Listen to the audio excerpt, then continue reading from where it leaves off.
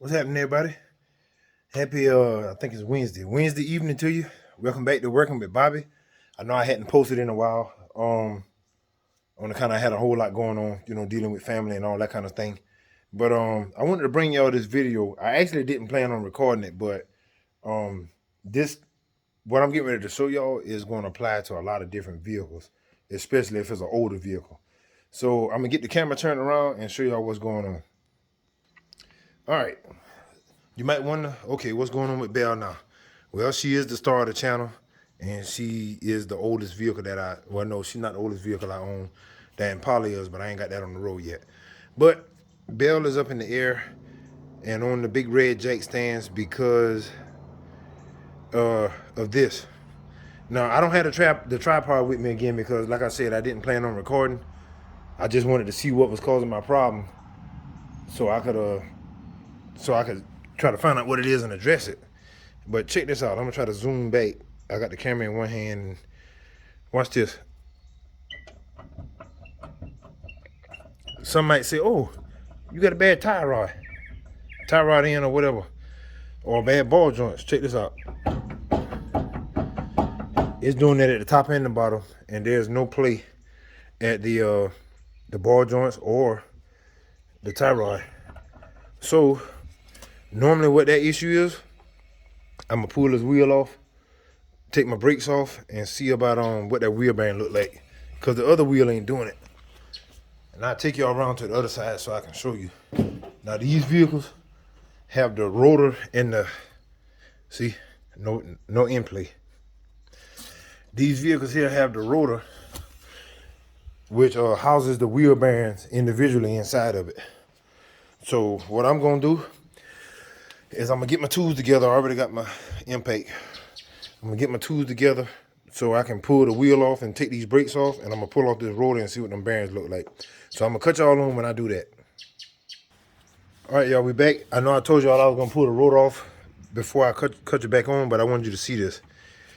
I hope you can see it. Look at that. Can y'all see this in play? That tell me right there that my problem is inside with that bearing. I hope that nut ain't backed off. I'm gonna move the light back here so you can even see it through the brake pad. I'm about to say, I know this thing is a magnet. Act like it don't want to hook up. See here? Y'all see that? All right, so I'm gonna go ahead and pull the caliper off and knock this cap off so I can get y'all turn back around. I want y'all to see everything. No, I don't like that. Yeah, that's better. I'm gonna go ahead and pull the caliper off and pull this cap off and see about knocking off this rotor. And I think I got wheel bearings in there because if I remember correctly, the ones for the Impala might be the same. If it's just a nut, I'll just repack them and then I'll put it back together. So I'm gonna cut y'all back on for real this time once I got the rotor off. All right, y'all. As I promised, I took the rotor off. Bearings are located inside of them, but I done took them off too. I'm gonna get to that in a minute. The spindle shaft looks fine. No damage there. I just went ahead and wipe that off, clean that off real good. But I'm gonna have to leave Belle down here tonight. And let me get my light so I can show y'all what's going on. This is the reason why. As you can see, hold on, let me get this light set up. Because I want y'all to see, somebody might end up with this same issue. And I want y'all to know what to do just in case you run into this. Because this is my first time seeing this. Y'all excuse me, I'm trying to get on this stool and I didn't hit pause. But I got my pry bar out because I needed that. Let me zoom in some. Got my pry bar out because I needed that to pop out the seal that goes on the back of the rotor. This stuff I just wiped down or whatever. As you can see, those who know, when you get bearings that look like this, I had a sufficient amount of grease in it. It's just, I guess it just failed and caused, not the bearing itself, but when it was wobbling, it caused an excessive amount of heat to build inside of it. And this is why. This is your rear bearing here. This one is actually fine. It still got some grease in it, dirty but still greasy. This was my issue.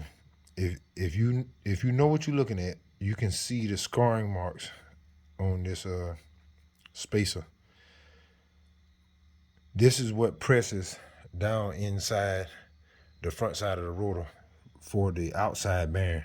This is your inside bearing. This goes closest to the back side of the spindle. This one being cooked like this, and that one still being kind of sort of well lubricated. This is why it's done worn. Trying to get this rotor where y'all can see it. It's done worn a groove. I hope y'all can see in that. Right there. It's done worn a groove where the race wore a groove inside of the rotor itself. So I was thinking that I probably can just put a set of bearings in it and then put the rotor back on. But I'm actually going to have to end up putting rotors and wheel bearings on the front of the bell. And it's kind of a downside to it because I just had did the front and the back brakes not too long ago. Drums, wheel cylinders, shoes, and all that good stuff, if y'all saw in the other video. So I'm a little bit bummed because I didn't intend on leaving it down here, but I'm gonna have to pull that other tire off. Actually, I ain't gonna pull that other tire off. I'm just waiting until I get the parts.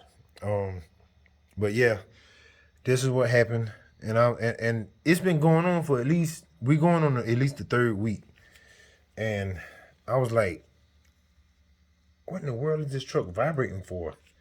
I thought I had a tire out of balance, or maybe I had the steering linkages was loose on the truck, because that's one of the things suspension wise I hadn't replaced yet.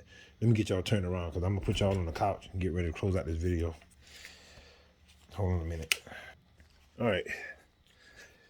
Anyway, I was thinking that it was a steering linkage, because that's something that I hadn't replaced on this truck yet. Everything else is pretty much bone stock, as y'all can see, suspension wise. But what I'm gonna end up having to do is I'm gonna have the price. If I'm doing it at a budget, I'm gonna have to price at least one rotor, and then I'm gonna have to get the wheel bearings and whatnot to do what I need to do on the driver's side. But I don't like to do work like that. So this is one of them things I believe you should replace in pairs. Because if this side doing it, there's a good chance that the other side, might give me a little bit of trouble too. And I actually had thought about them rotors and whatnot when I was doing the brakes down here at the shop a few videos ago. So hopefully you learned something. Number one, when your vehicle telling you something is the matter, or it start acting different, look into it, check it out, see what's going on. Number two, try not to put it off. I know most mechanics sometimes have the worst vehicles on the road because they got time to fix everybody else's vehicle and then they neglect their own. At times, I'm one of them because I'm trying to chase money so I can put into a bell in my other vehicle. So this is on me. But at the same time, I had a lot of stuff going on, so it is what it is. But back to the truck and back to whatever you clicked on the video for. That's what my issue was. So if you ever are driving an older style vehicle with the suspension like what you saw earlier in this video, make sure that you check when you lift the vehicle up off the ground and you got the suspension unloaded, tires free and they can turn. Take the tire and twist it up and down, and then from side to side, and that'll tell you where you play at if you can look at the suspension. I saw none of my suspension moving, and it moved both ways. So I'm like, all right, I must got a bad wheel bearing. And yeah, I hit the nail right on the head. But that's mainly because I work on cars for a living, and I know how to check for that stuff. But for those of you who don't, that's what you do. So, as I always tell y'all, even though it's not a fun, exciting type video, I try to put some stuff out there for people to learn that don't know what I know as well. So, be blessed, be encouraged, and keep wrenching. I'll definitely see y'all on the next one because I got to get Bell fixed. So, thank y'all for watching.